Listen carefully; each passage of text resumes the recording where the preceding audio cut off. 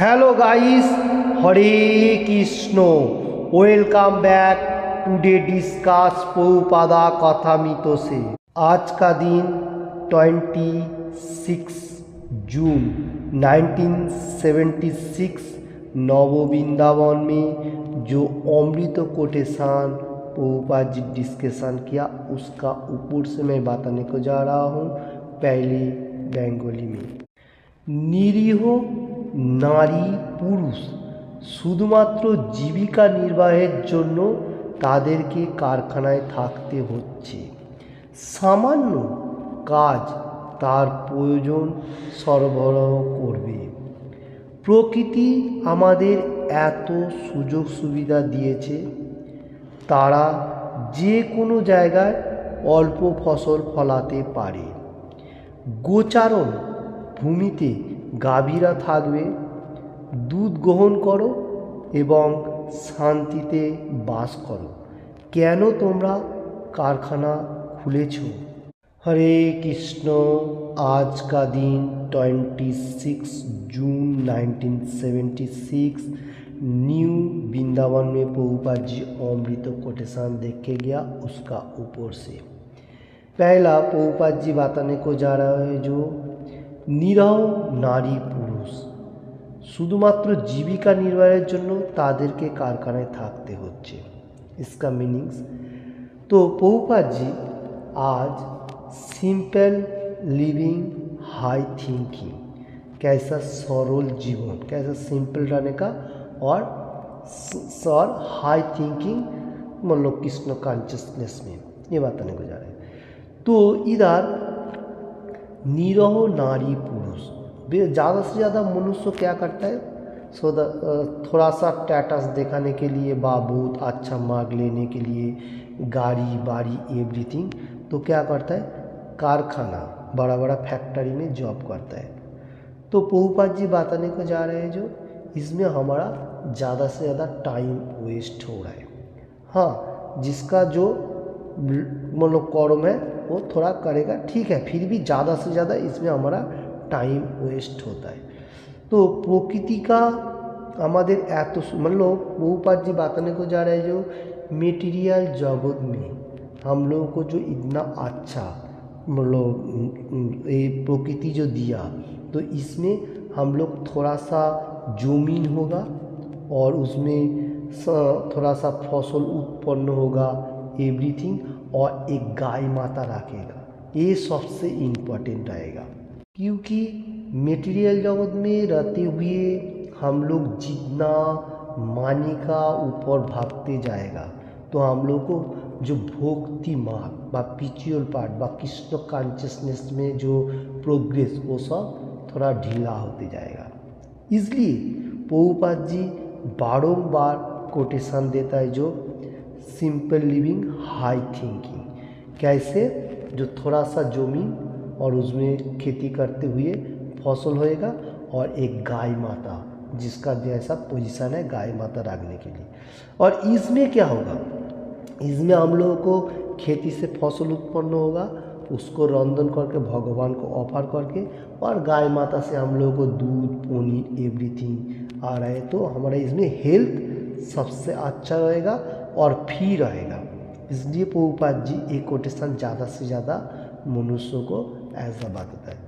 तो जो लोग फैक्ट्री वगैरह में कर्म करें वो लोग बहुत क्लेशदायक होता है, इसमें ज़्यादा भक्ति मार्ग का इतना प्रोसेस नहीं होता है और ये इतना परफेक्ट नहीं होता है। इसलिए प्रभुपाद जी ज़्यादा से ज़्यादा बताने को जा रहे हैं। और एंड का तरफ प्रभुपाद जी बताने को जा रहे हैं सुख and Shanti, happiness and peaceful रहने के लिए ऐसा सिंपल लाइफ जिएगा तो सबसे इम्पोर्टेंट रहेगा। नहीं तो हम लोगों को क्या है ज़्यादा से ज़्यादा टेंशन में रहता रहेगा।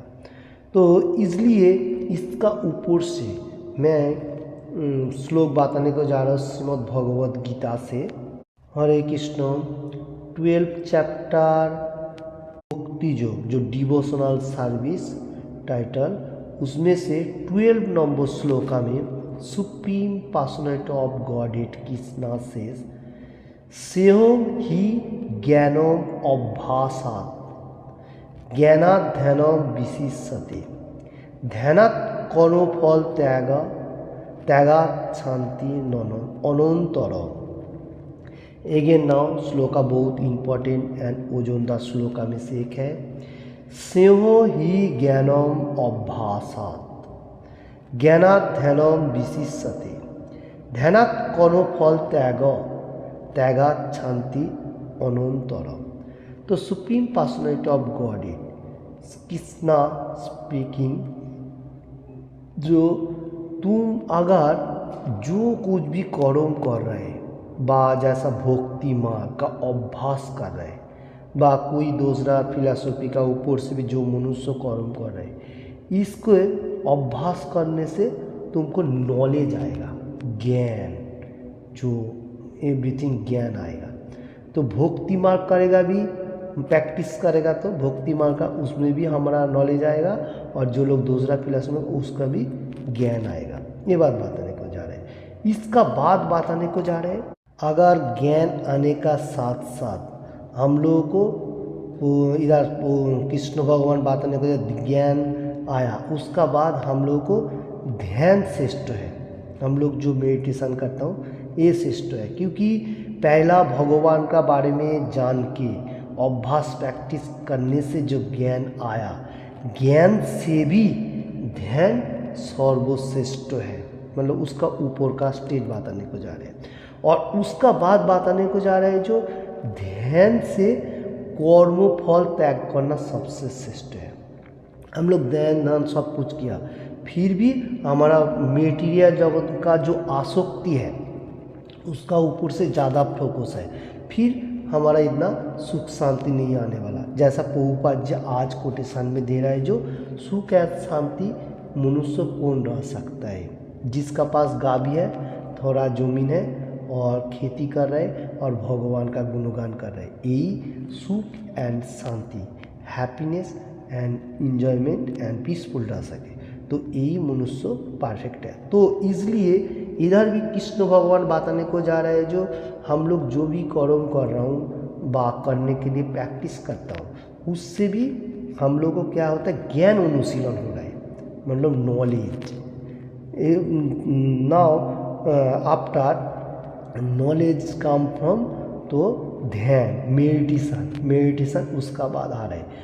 मेडिटेशन करने से भी हम लोगों को सुख शांति नहीं मिल रहा है, इसलिए कृष्ण भगवान बताने को जा रहे हैं मेडिटेशन करने का साथ साथ हम लोग को क्या करना पड़ेगा, कर्मों फल त्याग। हम लोग जो मतलब कोई कर्मों कर रहा हूँ उसका फल त्याग करने के लिए सोचने का, फल का थोड़ा मेटीरियल जगत का थोड़ा आकांक्षा कम करने, तो ये आकांक्षा कम करने से हम लोगों को सुख एंड शांति आ सकता है।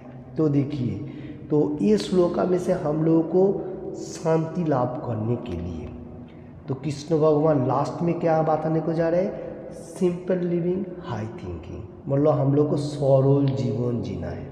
आप सब कुछ भी करो, फिर भी आपको मेटीरियल जगत का जो ज़्यादा से ज़्यादा डिजायर आकांक्षा है वो थोड़ा कम करना पड़ेगा, इसमें सुख शांति आएगा, नहीं तो नहीं। तो supreme personality of Godhead Krishna से ये बताया गया।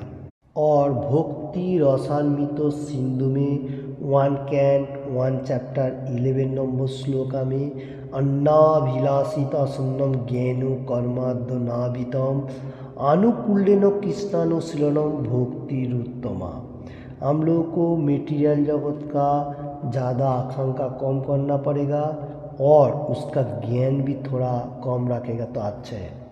और कृष्ण कॉन्शियसनेस में जो परफेक्ट मार्ग जैसा कृष्ण भगवान बताने को जा रहे हैं, उसका ऊपर से अगर हम लोग मतलब प्रैक्टिस करेगा बा वो परफेक्ट फॉर्म लेगा, मतलब भगवान जो बताने को जा रहा है जो सबसे श्रेष्ठ कौन सा है, भक्ति मार्ग व स्पिरिचुअल पार्ट व भगवान का साथ आदान प्रदान, और मेटीरियल जगत में आकांक्षा कौन है, इसका ऊपर से हम लोगों को सुख एंड शांति मिल सकता है। इसके आगे और कुछ नहीं है। भक्ति अनुशीलन करेगा तो सबसे इम्पोर्टेंट रहेगा, और इसमें हमारा सुख and Shanti, happiness and enjoyment और पीसफुल रह सके।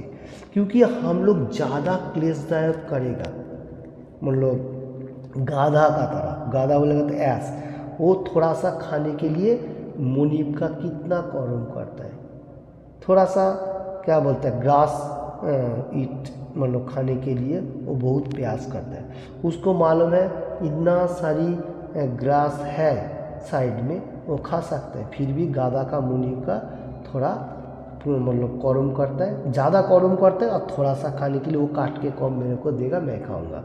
ये है हम लोगों को थोड़ा बेवकूफ़ का मार्ग, मतलब थोड़ा कम दिमाग वाला कहा जाएगा। तो शास्त्रों में वही बात आने को जा रहा है जो लोगों को मालूम हो जाता है जो कृष्ण कॉन्शियसनेस बस सिंपल लिविंग जीना है, ज़्यादा क्लेशदायक बात टेंशन नहीं लेने का। भगवान तो हम लोगों को देख रहे हैं, हम लोग कर्म करेगा, कृष्ण कॉन्शियसनेस में रहेगा, 4 रूल रेगुलेशन पालन करेगा, ये सबसे इम्पोर्टेंट है। हरे कृष्ण। और इसमें सुख एंड शांति, हैप्पीनेस, पीसफुल है और किधर भी नहीं है। हरे कृष्ण। मैं प्रभुपाद जी का जो कोटेशन का ऊपर से क्षुद्र उपलब्धि के लिए जितना हो सके आप लोगों को सामने पेश किया। आप लोगों ने हृदयंगम कीजिए और थोड़ा सा भी अच्छा लगे तो लाइक एंड शेयर कीजिए, और किसी ने भी अभी तक ये चैनल को सब्सक्राइब नहीं किया तो सब्सक्राइब कीजिए, और एनी टाइम भगवान का गुणगान। हरे कृष्ण कृष्ण कृष्ण हरे हरे, हरे राम राम राम हरे हरे। प्रभुपाद जी भी यही चाह रहे हैं, श्री चैतन्य महाप्रभु कलियुग का भगवान यही चाह रहे हैं, और supreme personality of godhead Krishna भगवान यही चाह रहे हैं, भगवान का गुणगान और कुछ नहीं। तो हम लोगों को भगवान के लिए और कर्म करना चाहिए।